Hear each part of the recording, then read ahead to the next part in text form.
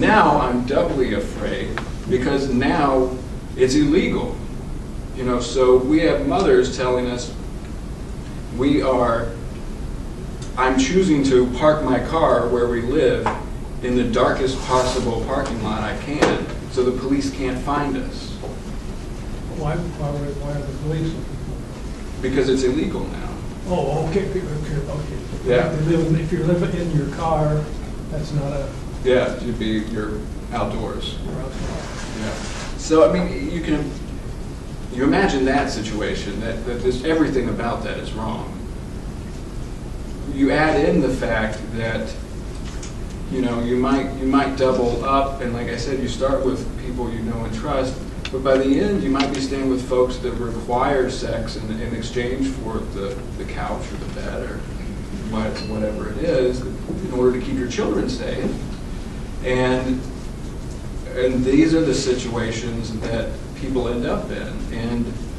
And by the way, this is what I'm describing again it's not a criticism of our cap line. It's not a criticism of really any of that. It's just we have to admit and own the fact that we're not solving homelessness, right? And that the processes, the cap line, the shelters were never intended to solve homelessness. They're intended to assist people in getting out of homelessness with the resources that are available. If we're going to solve it, we have to go after creating housing and saving the housing that we have across this county. So I'm going to talk a little bit about that.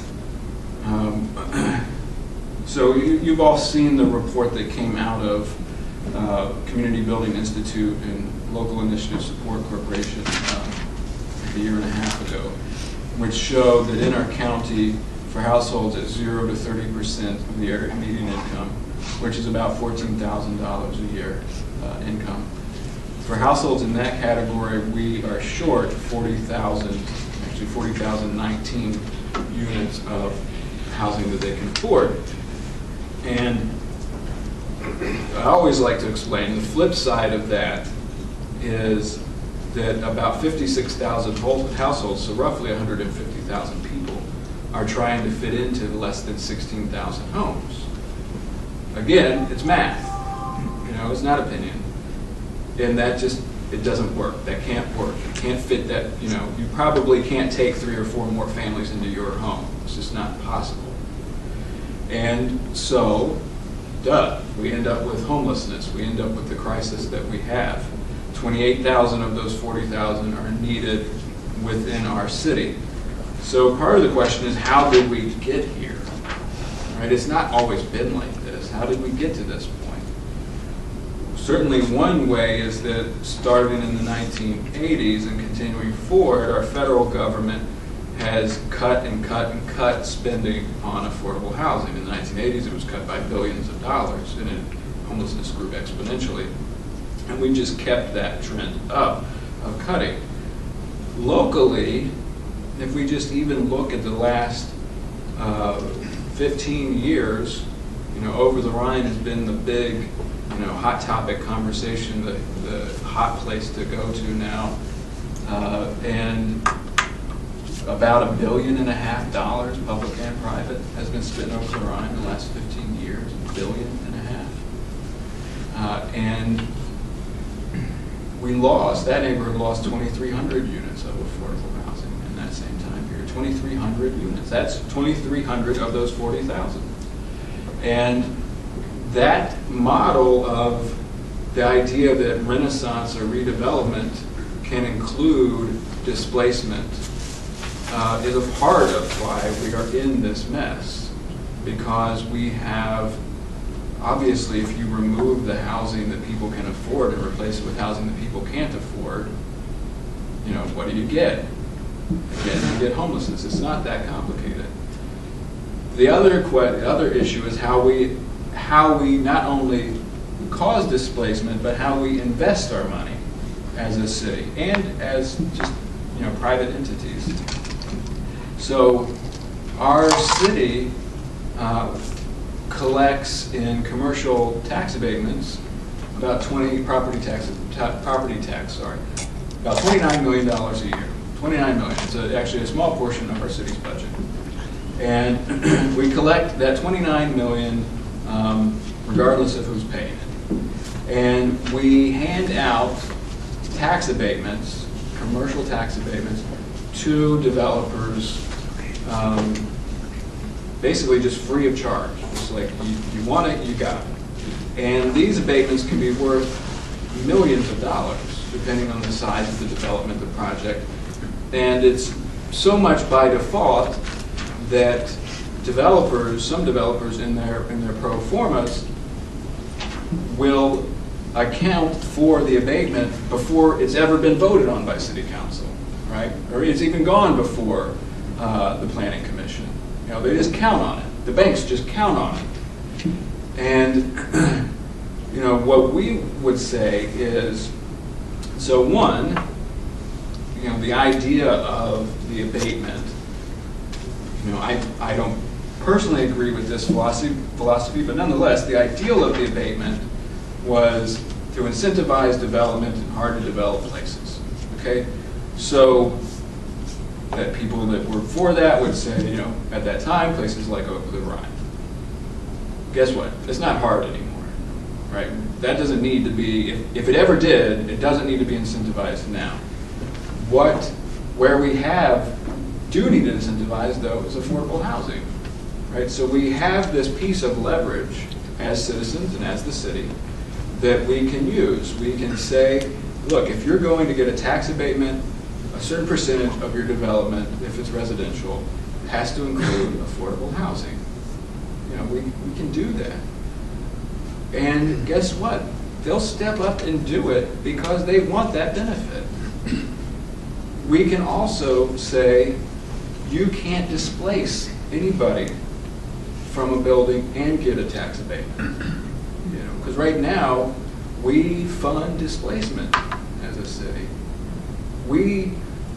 Our elected officials, on our behalf, vote to give tax abatements to developers that put people out of their homes that then end up on our street or in our shelters, right? And then we have fights about where people are sleeping outside. You know, none of this makes sense. So we can do that. The other thing that we can do, and we're very active in, is attempting to save the housing that we have. So we're passing around this colorful infographic, is what we call it. So these are just showing a little bit of what the Homeless Coalition is engaged into in an attempt to save housing. This is looking at our last fiscal year, 18. So over the last year, we have been active in organizing tenants in properties across mostly the city that have over 3,600 homes in them, about 11,000 people. All of these buildings are threatened in one way or another. One example at which some of you may know about, where we've had some significant success in partnership with legal aid are what we refer to as we're going to have to come up with a new name, but the Purits portfolio, which includes the Alms Hill Apartments in Walnut Hills, 200 units of housing there, and 550 other units of housing spread out throughout the city. It had subsidized, privately owned housing, which was in horrific shape, owned by a company that was receiving, over time, millions of dollars in federal payments, and was just stealing it, honestly. I mean, they weren't putting it back in the properties. What company? Purits. Purits is the name of the company. Before them, it was Downtown Property Management. That's the name. Some of you know. I don't think that they stole as much, but nonetheless. And so the buildings certainly were on the verge of closure. We worked with tenants in the 7 properties, organizing active tenant associations, who then joined a lawsuit that the city had put forth, represented by legal aid. And you know, we're still working with residents. You know, we're 3.5 years in or something. And but the properties were put into receivership, which means that the court appointed a third-party entity to receive all of the rent payments and none of it to go to the existing owners at that time, and that the payments have to go into fixing the properties. And so that was a significant success. Then, as the Alms was on the upswing, doing much better, HUD said, "We're going to close it. We're going to close the building, close 200 homes, close it." So the tenants of the Alms sued HUD, and it was settled in the tenants' favor. HUD hadn't followed protocol, and the building remains open. And now that portfolio, thankfully, is no longer owned by the out-of-town New Jersey slumlords. It's not owned by them anymore. It's owned by companies now who we believe will do a good job. And in fact, you know, the most recent meeting of the Alms Tenant Association, which was extremely well attended, which is notable after nearly 4 years, was mostly just about understanding the timeline of construction and renovation.